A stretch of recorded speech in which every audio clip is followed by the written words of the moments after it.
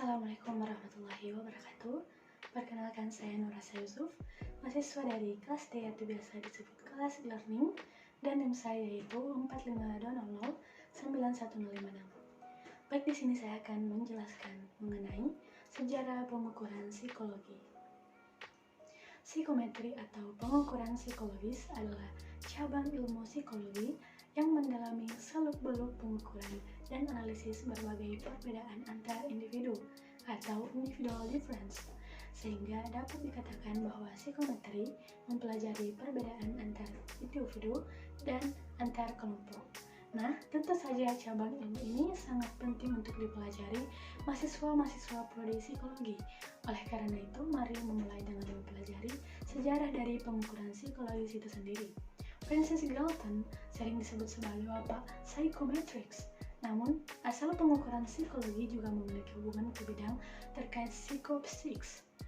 Dua pelopor lainnya ialah Dr. di Leipzig Psychophysics Laboratorium bawah Wilhelm Wundt, James McKean-Cattell pada tahun 1886 dan Charles Spearman pada tahun 1906, dan psikometrian L.L. Thurston, pendiri dan presiden pertama psikometri pada tahun 1936, mengembangkan dan menerapkan pendekatan teoritis untuk pengukuran disebut sebagai hukum penilaian perbandingan, sebuah pendekatan yang memiliki hubungan dekat dengan teori psikofisik dari Ernst Heinrich Weber dan Gustav Fechner.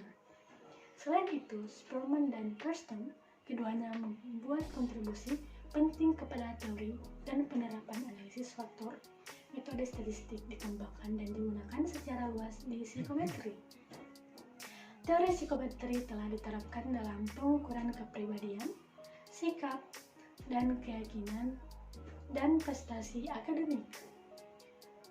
Pengukuran fenomena ini tidak teramat sulit, dan banyak penelitian dan ilmu pengetahuan akumulasi dalam disiplin ini telah dikembangkan dalam upaya untuk benar mendefinisikan dan mengukur fenomena tersebut.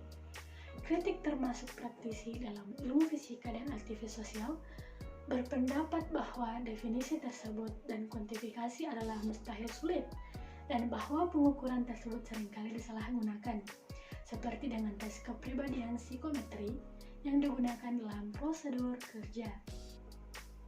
Pada awalnya, pengukuran psikologi umumnya dipengaruhi oleh ilmu fisiologi dan fisika.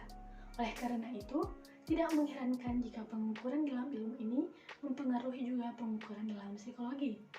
Karya-karya tokoh dalam bidang psikofisika umumnya mencari hukum-hukum umum atau generalisasi.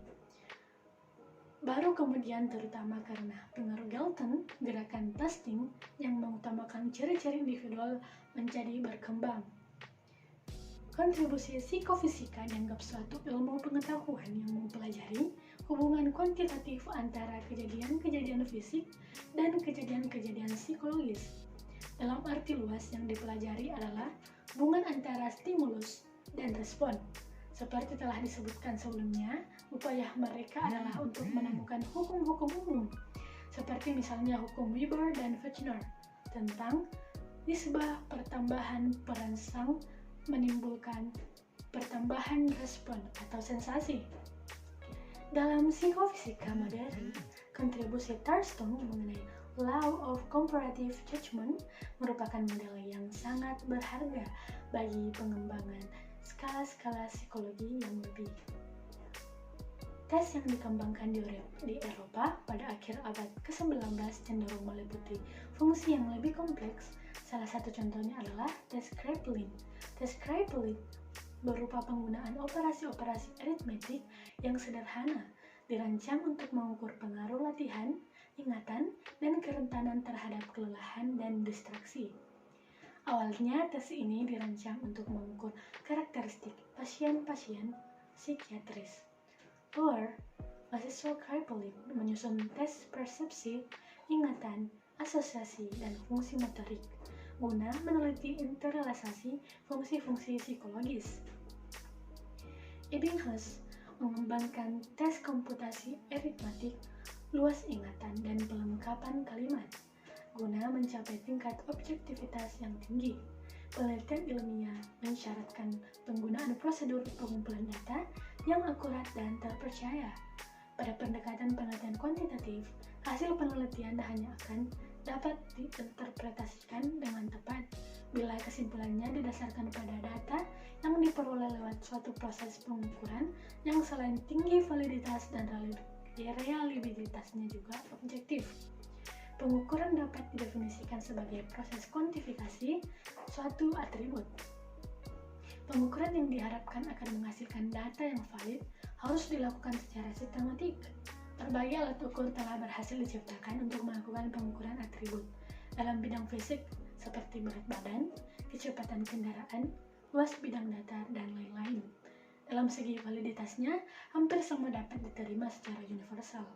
Kuantifikasi berat badan dengan mudah dilakukan dengan bantuan alat timbangan, dan kuantifikasi kecepatan kendaraan dilakukan dengan bantuan speedometer, sehingga angka berat badan 65 kg atau laju kendaraan 110 km per jam memberikan gambaran yang mudah dimengerti oleh semua orang.